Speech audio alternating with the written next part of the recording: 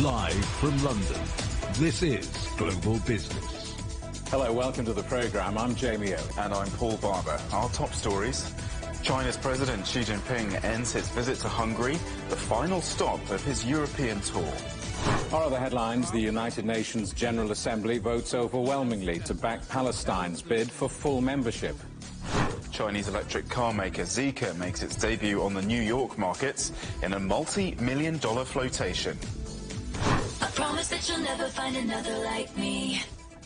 And the Taylor Swift effect, why the pop star's European tour could mean big bucks for businesses. China's President Xi Jinping has left Budapest, wrapping up his first visit to Europe in 5 years. Hungary was the third and final stop of the tour, which also took him to France and Serbia. President Xi met the Hungarian Prime Minister Viktor Orban and signed 18 agreements boosting cooperation in trade, agriculture and green development. The leaders also hailed what they called their strategic partnership for the new era. Our correspondent Evangelo Sipsas is in Budapest. Evangelo, what more do we know about President Xi's last day in Europe? Well, as you mentioned, President Xi is now leaving Budapest after he concluded his 5-day visit here in Europe. The final stop was here in Hungary. They discussed a lot with the Hungarian Prime Minister and the President. That was mostly yesterday, but today his schedule was more light, let's say. They had a lunch with the ladies, the first two ladies, at about noon. They had in a very nice spot, actually, in town, just across of the river there on a high spot. There you can see the whole side of the city. You can see the whole landscape of the city, both sides of the river that is right behind me. It was a beautiful spot that the two enjoyed a nice lunch before they left. There was more on the schedule for the Chinese president today, but it seems like he had to cut it short because they did a lot yesterday. And I have to say that, as you mentioned, they signed a number of agreements. There were hours of talking. But even after that, the first two ladies actually continued on their pretty much tour in the city. They went to the first Chinese bilingual school in Eastern and Central Europe. They had a chance to speak with students that are graduating that will attend university in China. But it also went to near the Buddha Palace where the Chinese first was greeted by Hungarian president and the Hungarian prime minister. The two wives went there. That's where a porcelain factory is. They had a chance to speak with the manufacturers there, but also with artists that were there and showcased their designs and what they had to do. Now, that concluded the 2-day visit, but there has been a lot of excitement here in Hungary over the Chinese president's visit. We spoke to a number of locals. They said that they feel pride, they see excitement because it's the first visit of the Chinese president on European soil, and he chose to come here, one of the stops in Hungary. We spoke to some of those, actually, people here in the morning, and this is what they had to say about Xi's visit.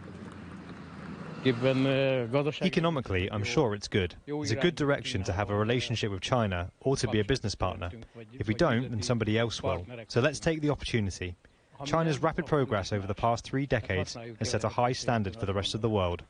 Both sides present new business opportunities for each other and an extra source of investments and money here. It could even match that of the EU. There also has been a press conference by the foreign ministers of both countries with Wang Yi.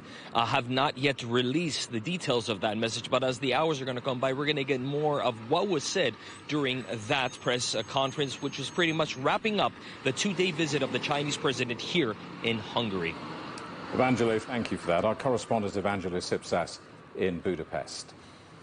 CGTN's Wang Mengjie spoke to Zhao Chen, a scholar from the Chinese Academy of Social Sciences, for his take on President Xi's European visit. From France to Serbia to Hungary, from economic collaboration to cultural exchanges, Chinese President Xi Jinping's Europe visit sends out a key message: cooperation.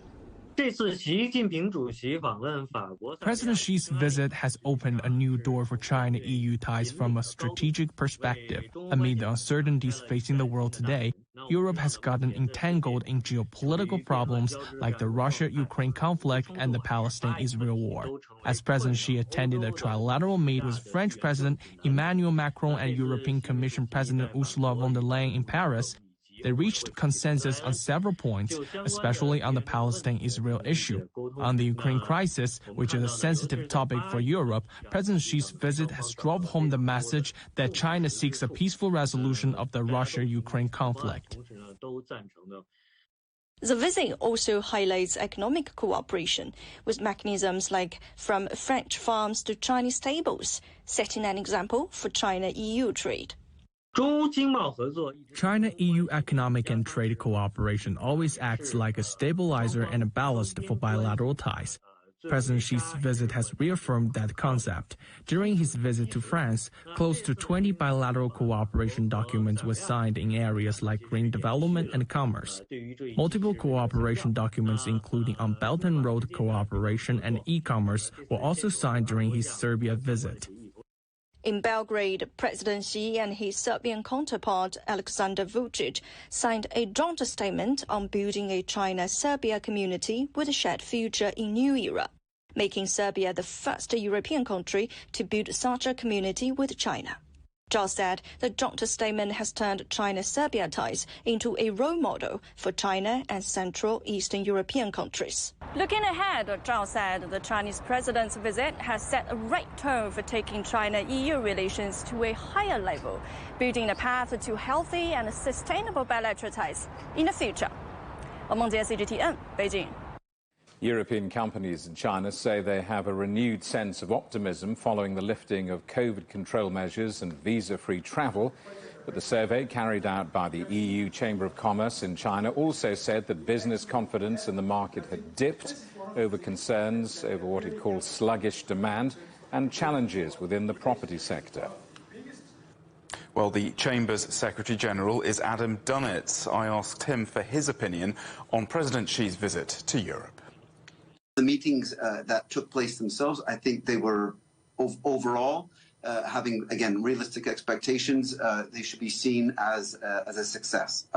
His visit to France was a return visit based on Macron's visit to China last year. It's the 60th anniversary of French-Chinese relations. There's a number of important economic and geopolitical issues that needed to be discussed. And so, again, an opportunity to sit face-to-face and have those discussions, I think, is really, really important and shouldn't be underestimated, even if there were perhaps no significant results immediately stemming from this visit.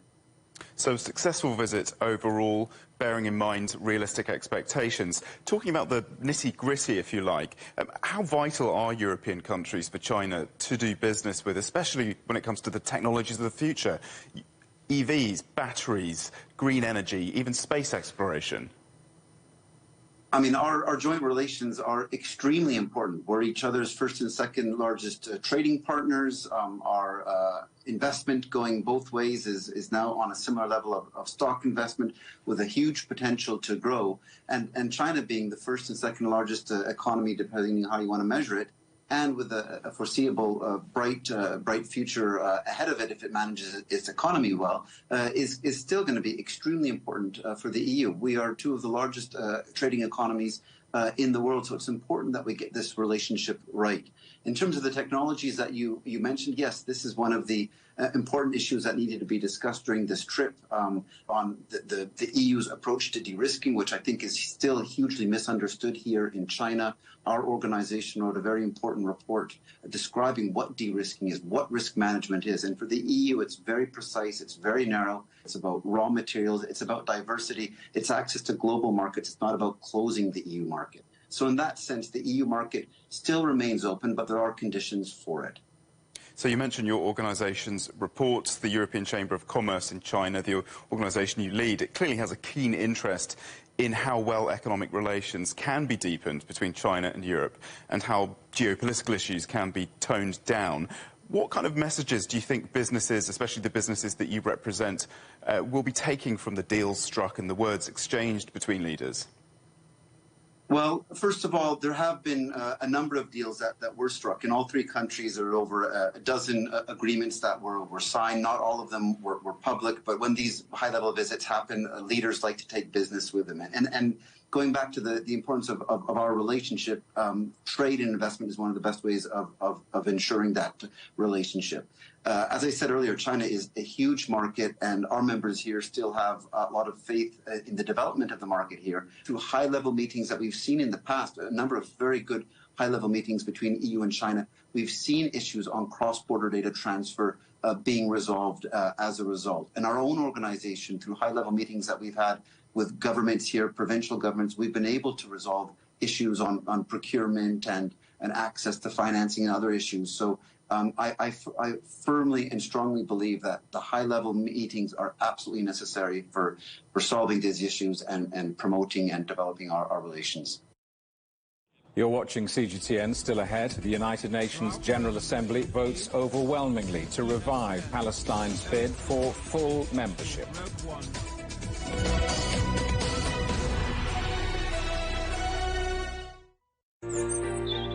Ever wondered what's the difference between a bear and a bull market? Where are the cash cows? And who are the lame ducks? And what exactly are black swans? Grey rhinos? And unicorn companies? Make sense of it all with Global Business, only on CGTN. I think it should be more global cooperation.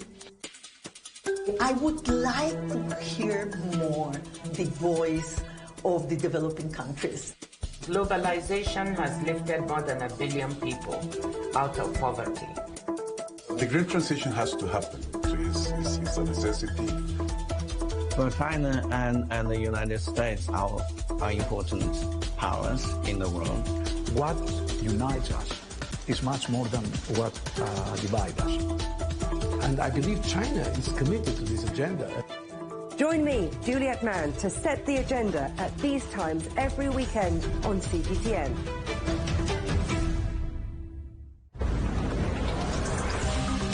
This week on Razor, can precision fishing preserve biodiversity in our oceans?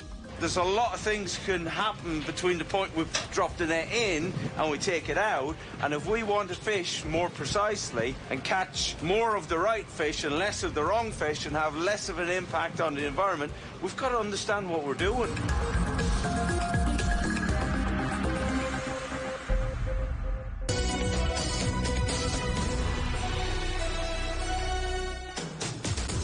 Welcome back to Global Business Europe.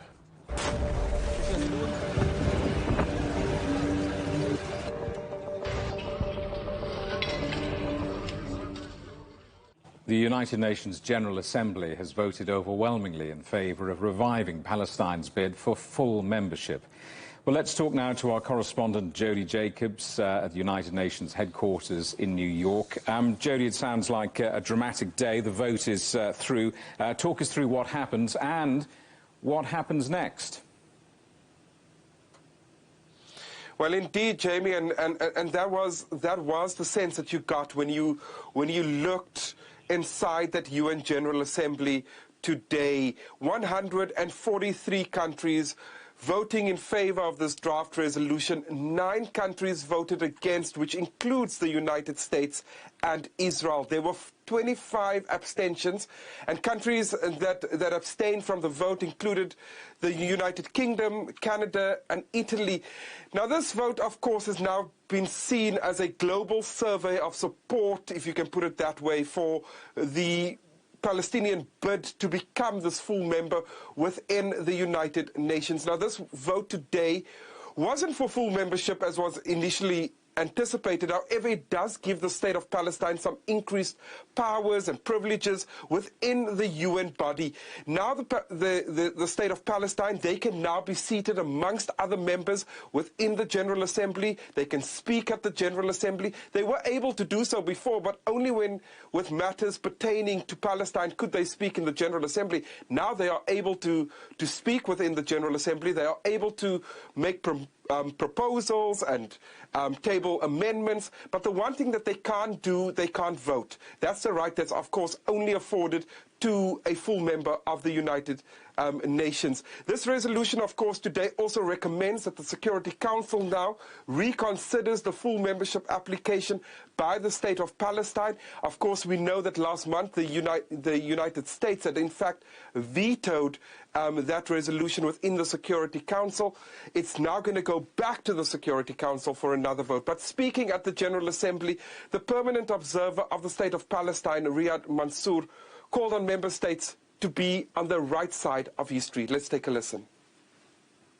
As the campaign to displace and destroy the Palestinian people reaches its ultimate levels, you can decide to stand by the right of a nation to live in freedom and dignity on its ancestral land, to stand with peace, which requires the recognition of our rights, not their continued denial.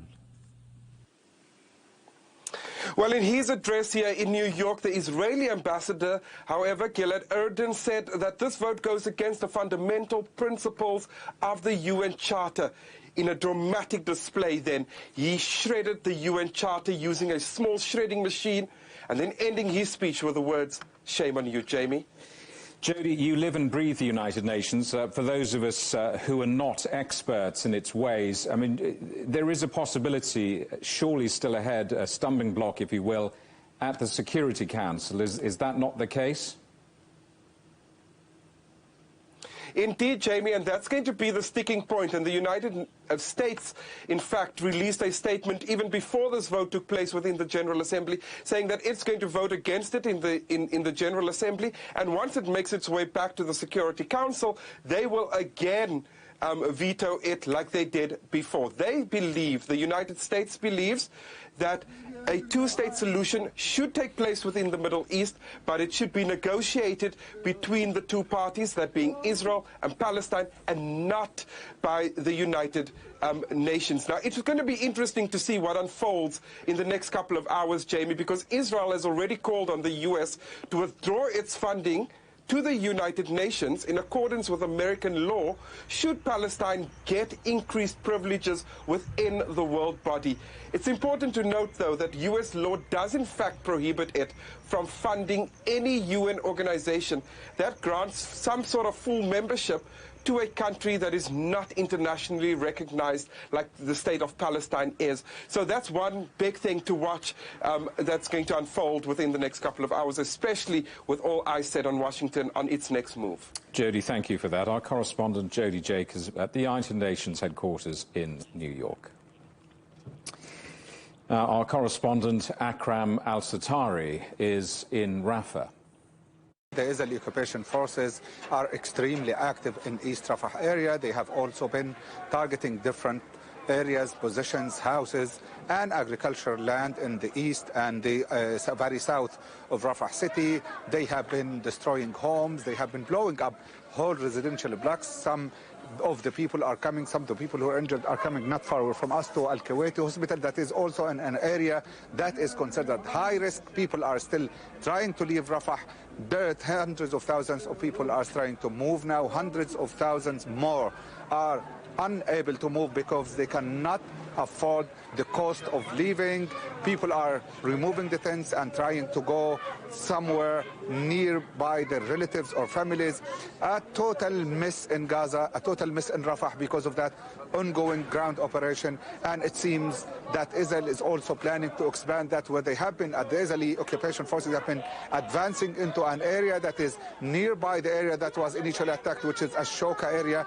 They seem to have a plan that is rolling out, and they seem to be willing to further escalate that ongoing hostility and cause more destruction to the area. And it seems that this is an integral part of Rafah operation that is going to end up in attacking the whole area, in contrary to the statements that were made by the Israeli officials saying that they are just conducting a limited attack that will end up by controlling Rafah border and controlling Kerem Shalom. The humanitarian situation is extremely catastrophic.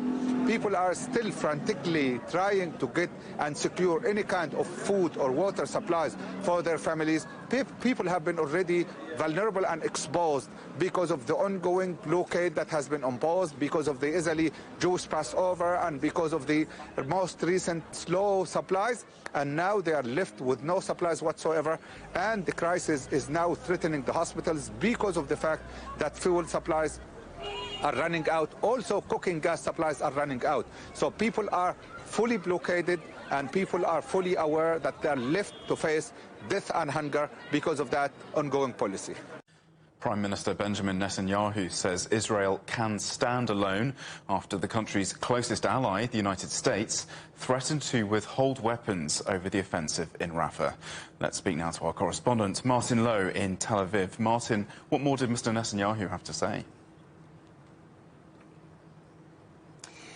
Well, of course, this follows days, if not weeks, of disquiet by the US over Israel's plans to attack the city of Rafah in southern Gaza. But Prime Minister Netanyahu says it's vital to their battle plan. Israel is reminding people that this military action is, in fact, a retaliation after Hamas rampaged across Israel, killing and butchering people in October last year. So they say they're not the aggressors. They say they've had ceasefires with Hamas in the past, and they've always been broken, and Hamas has always returned to violence. So Israel is determined to go through with this, no matter what anybody says. And Netanyahu has made this statement: Israel will stand alone, as it has done in the past. Israel will fight with its fingernails if it has to. Now, what we're really talking about is very, very large munitions that the US has supplied so far for use in artillery shells and to be dropped from aeroplanes. They're designed to blow up fortified structures. The US says they shouldn't be used in areas where there are civilians, and smaller, more precise weapons should be employed. Israel says they are desperately trying to target only the Hamas leadership. They want to destroy the Hamas leadership. They say the difficulty is that Hamas hides its control centres in public areas. It operates alongside the civilian population. So there is a difficulty here for Israel, and it does understand that there will be civilian casualties. But make no mistake, they are determined to go ahead with this. They've already now encircled eastern Rafah, and there is fierce fighting today, and there are high casualties on both sides. And the UN Agency for Palestinian Refugees, UNRWA, is temporarily closing its headquarters in East Jerusalem. Why is that? Well, there's a lot of suspicion here in Israel over UNRWA. It's a United Nations body, but Israel feels it isn't independent. It's totally pro-Palestine. There have been claims in the past that UNRWA even has links to Hamas. And because of that, a lot of Israelis have been protesting outside of their headquarters in East Jerusalem for some weeks now. It came to a head. A couple of fires were started on the perimeter fencing. It didn't actually affect the building itself, but UNRWA said its staff were in the premises. They were at risk because they say they have gasoline stored on the premises. And they also alleged that the Israeli fire service was very slow to respond to their emergency call, and they had to tackle the fire themselves. But it was confined to the outside compound. It didn't really affect the main building. However, they are saying now that they are going to temporarily close that building until they have better security in force, and then they will return in the future. This is a temporary measure. Martin, many thanks for the update. That's Martin Lowe in Tel Aviv. You're watching CGTN, still ahead. We're in New York next. Chinese electric cars, TikTok's moving on artificial intelligence, and Apple's new ad sticks in its throat.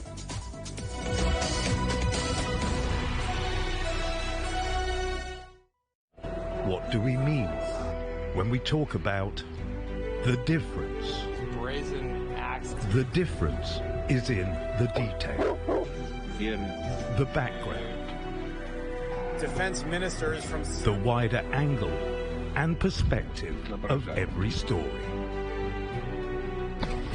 Wherever the story may be. CGTN. See the difference.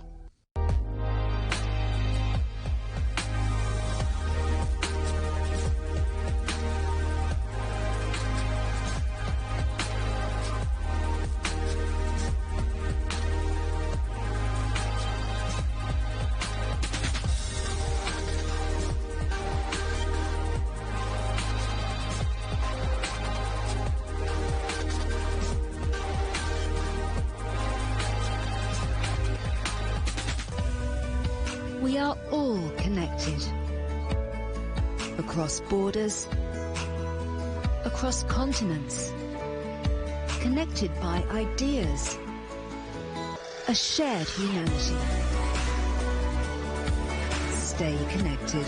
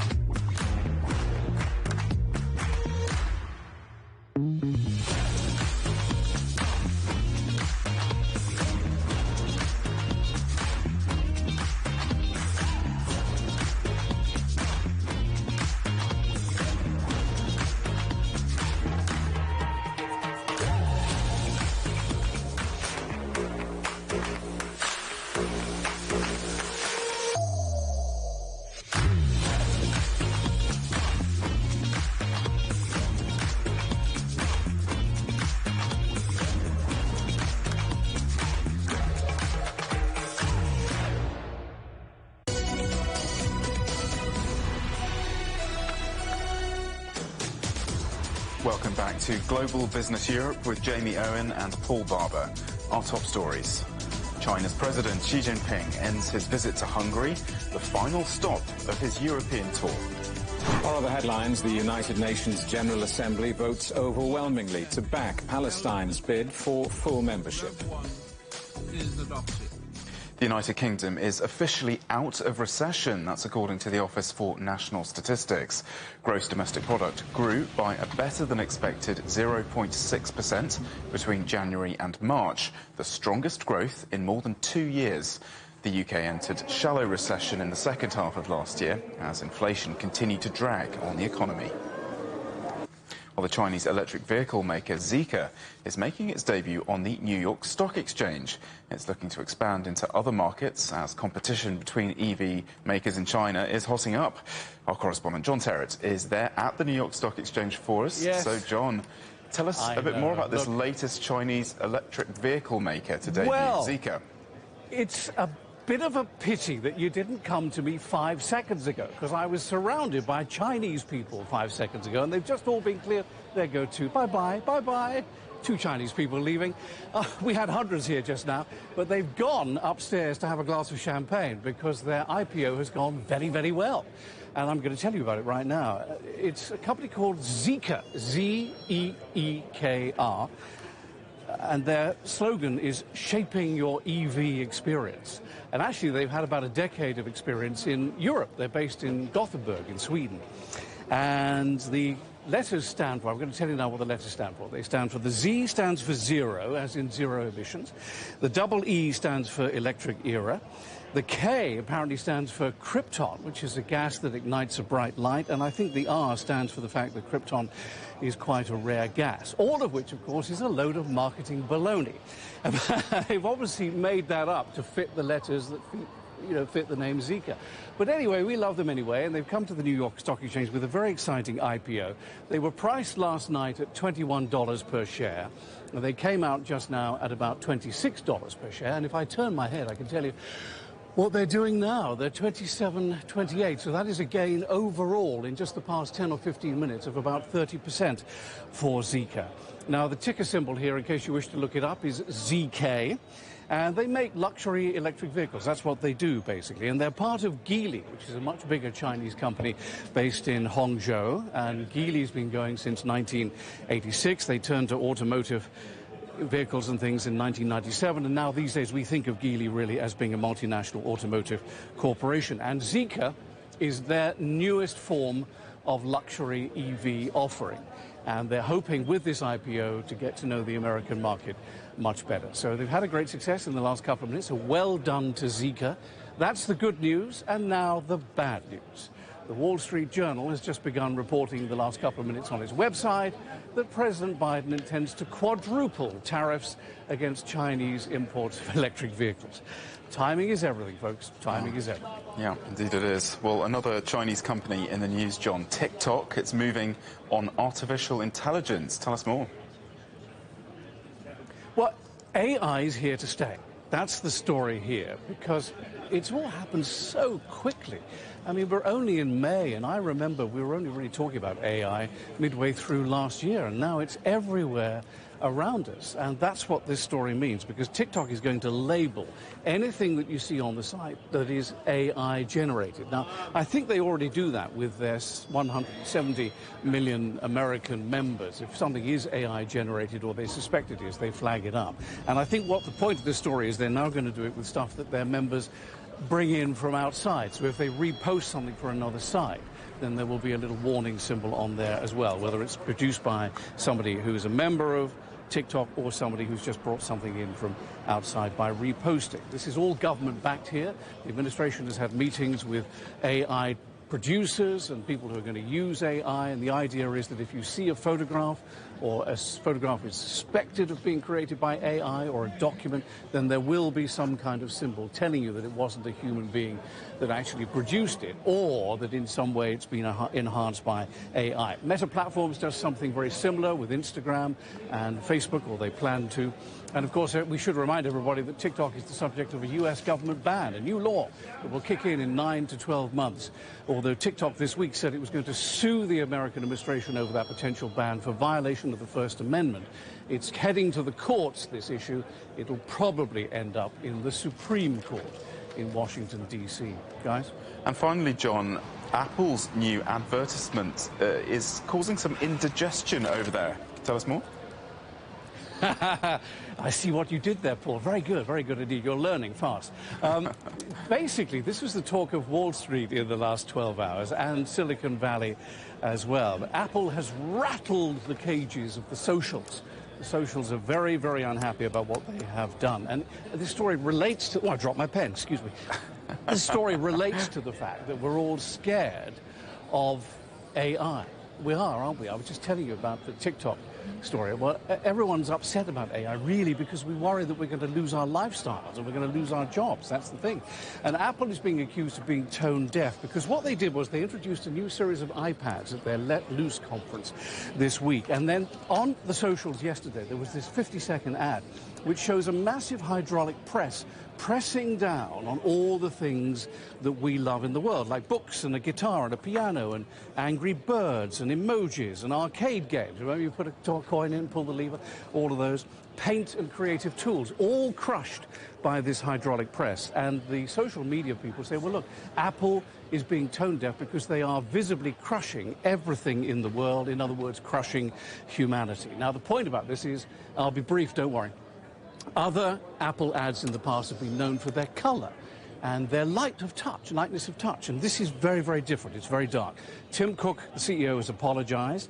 And the point is, Apple is at somewhat of a crossroads. Somebody here called it a social comeuppance. Is Apple a fun, innocent company, or is it something more dark than that? Into AI, and a company that may in the future, although we love it now, end up changing, if not ruining, our lives. That's what the fuss is all about.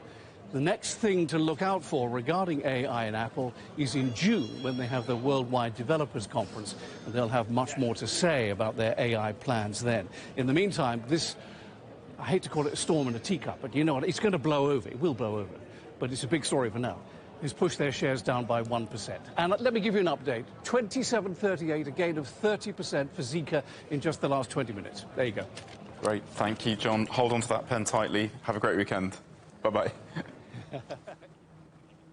The Hungarian airline Wizz Air is hoping for more Chinese investment and wants to expand its operations. Our correspondent Pablo Gutierrez has been talking to the airline's CEO.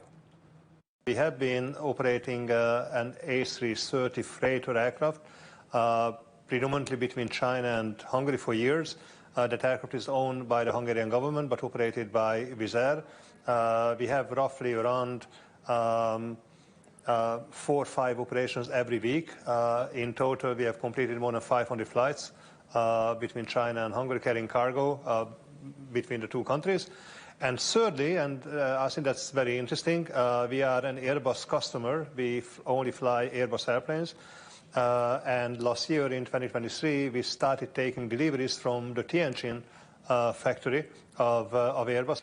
China has become very important for Wizz Air for aircraft financing. At the moment, we have 62 aircraft financed by Chinese financial institutions.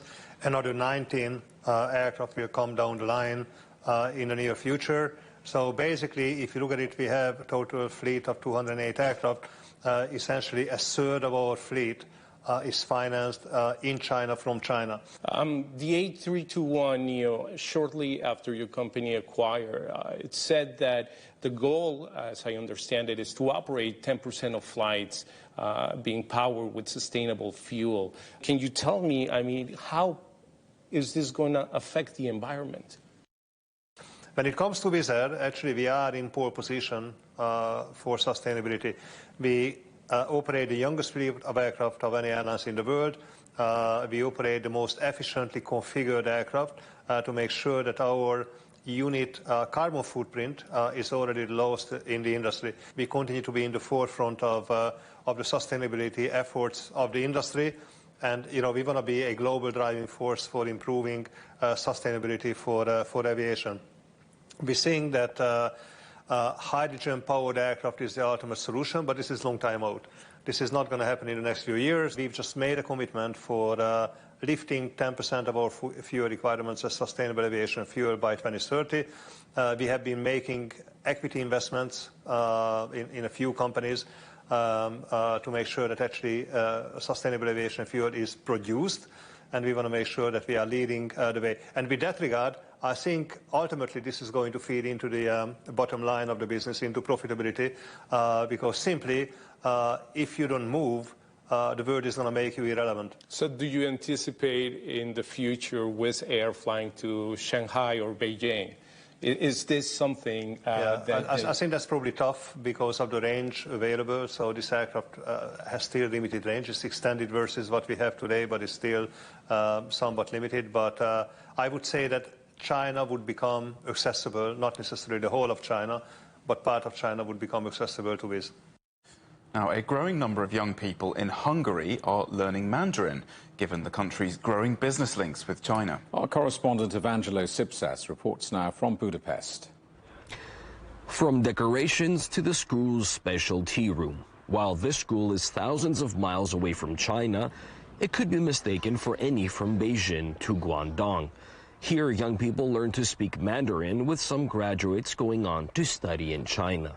I didn't believe it. I still don't believe it because this university is one of the top universities in the whole world. I think I'm gonna realize that I actually study in Beijing when I arrive at Beijing. Located just 15 minutes from the center of the Hungarian capital, this Budapest school is unique. It's the only bilingual school in Central and Eastern Europe teaching in Mandarin and Hungarian. When it first opened its doors in 2004, the school was mostly targeted at the Chinese diaspora.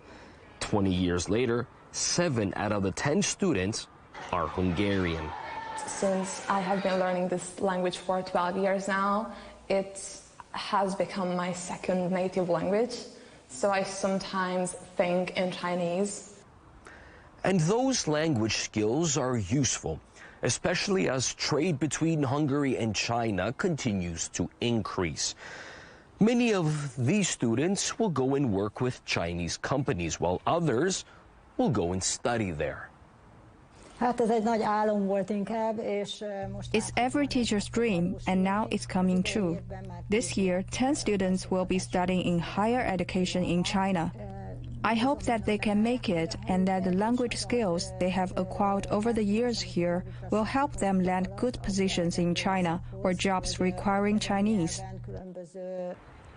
Over 10 years ago, Hungary was one of the first countries in the European Union to sign a memorandum of understanding joining China's massive infrastructure program, the Belt and Road Initiative. It's given rise to projects such as the Budapest to Belgrade Railway, Now, with more than half of the country's foreign investments coming from China, interest and student enrollment in this bilingual school has never been higher.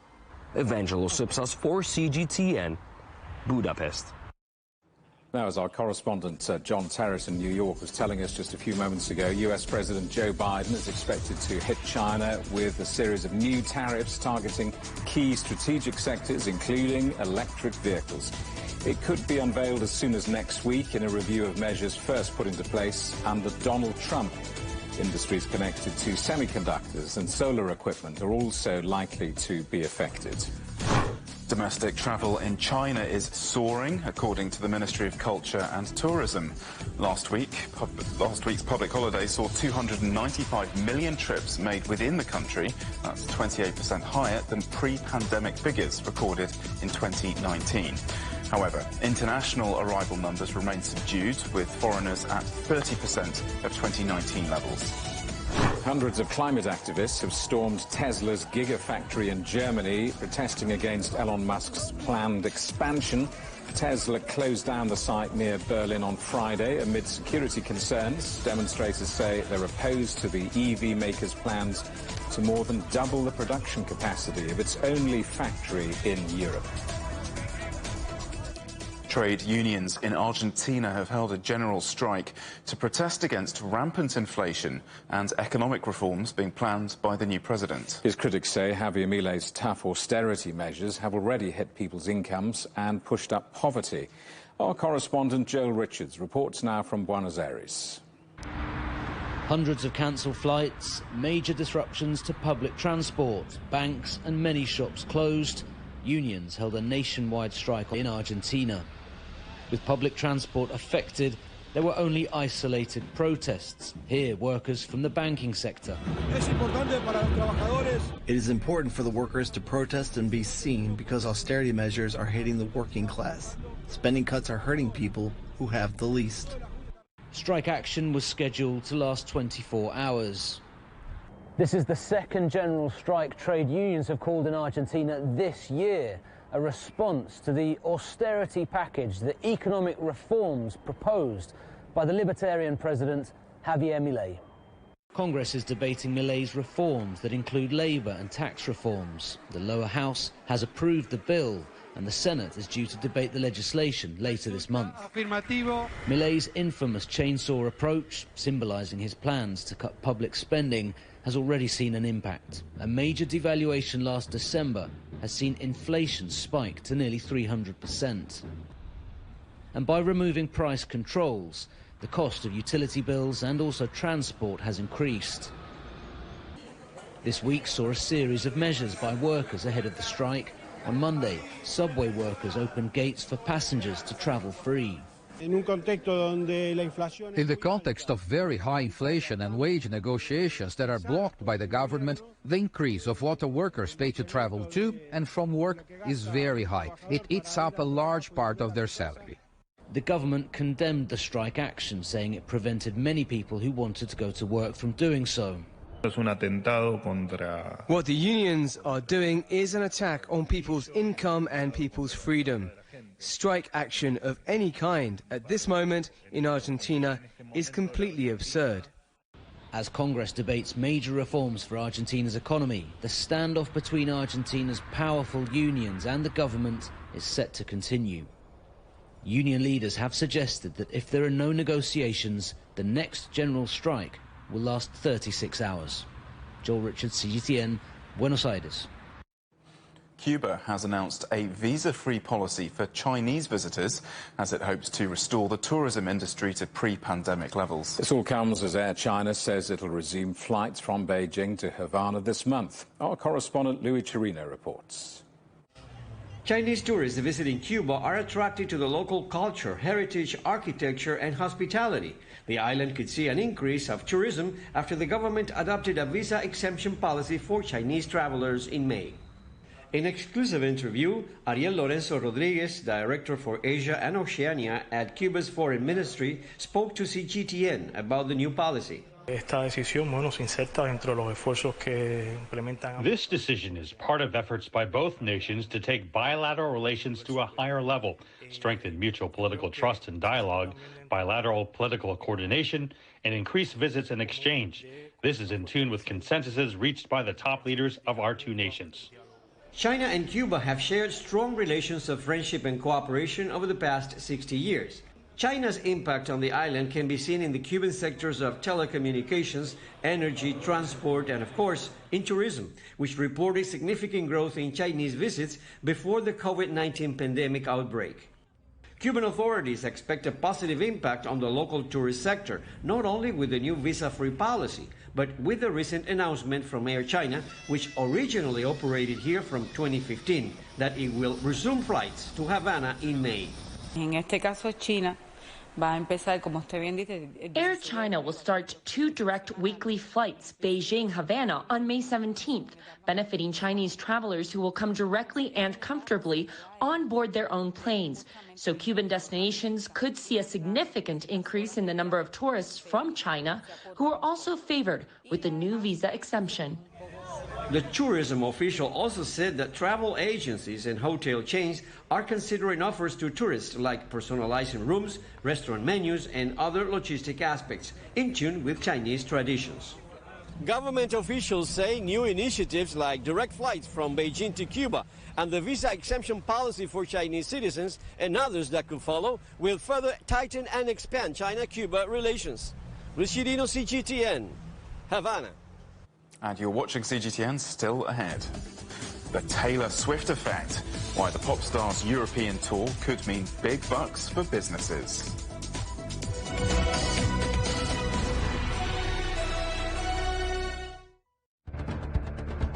Events have consequences. Words create impact. Unprecedented scenes that we saw. The cleanup operation is now well and truly underway. Parts of southern Europe remain in a state of emergency. Context gives meaning. People make history. Far more than 1,000 people have come here today. But authorities are still on high alert. So now we've actually become the border on this road. A complex world demands a comprehensive view. But with the cleanup efforts more or less under control, the economic impact is bound to ripple across the country. There's plastic pollution everywhere. Because the world today matters for your world tomorrow. This is the living area of the crew. The focus is firmly on future technologies. Well, this is something completely different. The world today, every day on CGTN.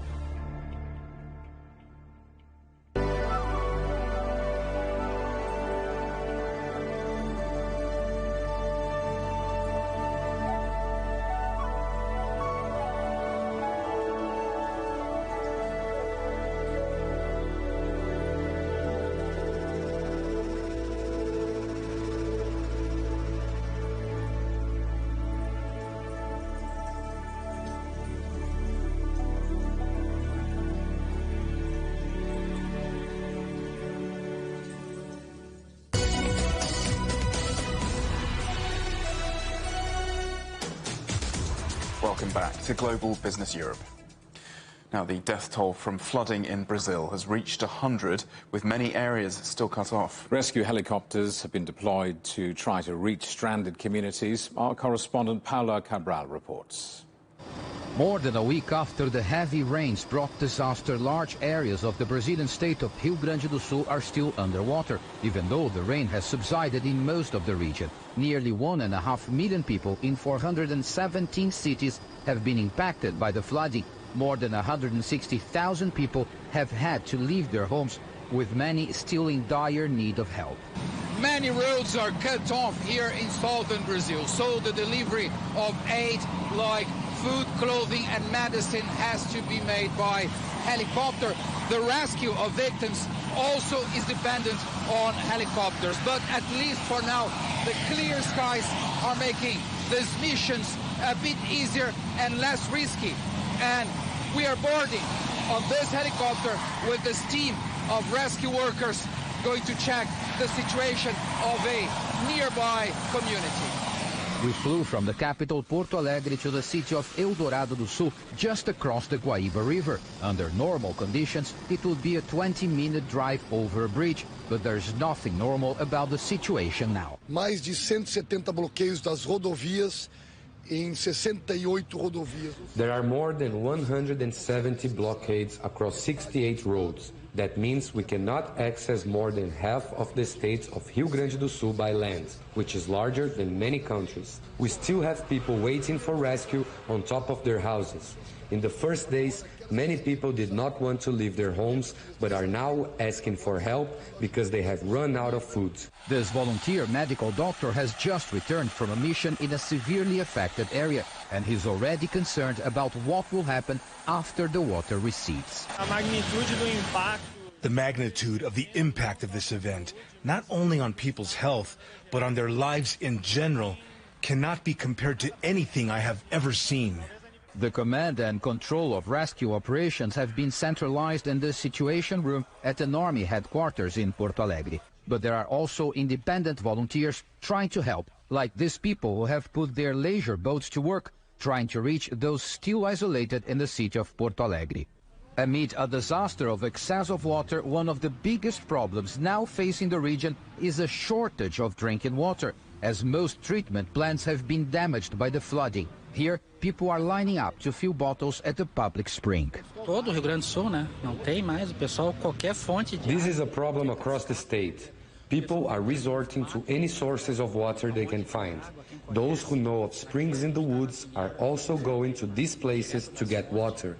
Tanto é que todos estão lá na minha casa. I'm sheltering several relatives at home.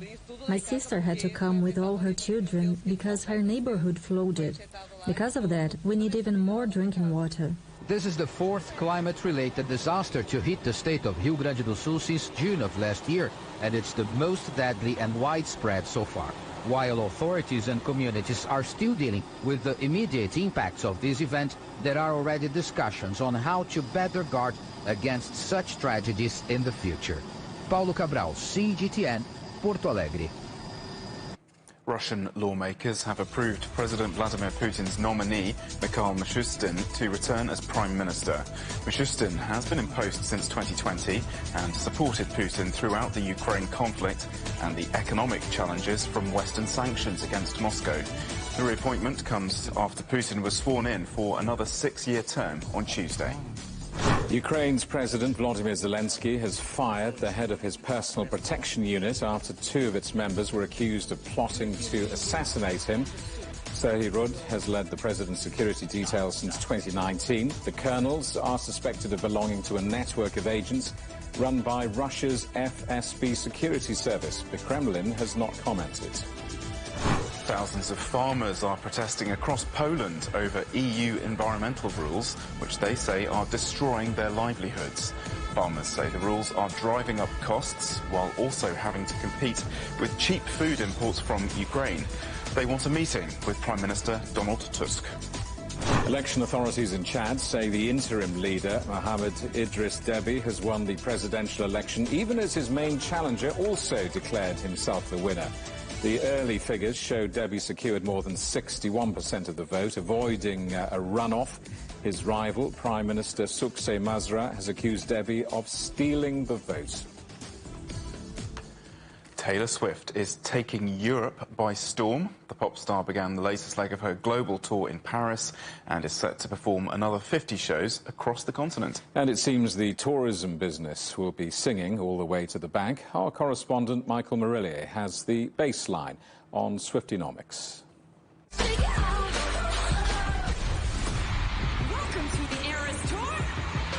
There is really no way you can shake it off. Taylor Swift is an economic sensation. I promise that you'll never find another like me. The superstar began her global tour in the United States last year. Analysts say those concerts generated around $5 billion for the US economy. The Eras Tour will make big bucks for Swift. Some reports suggest it will take her net worth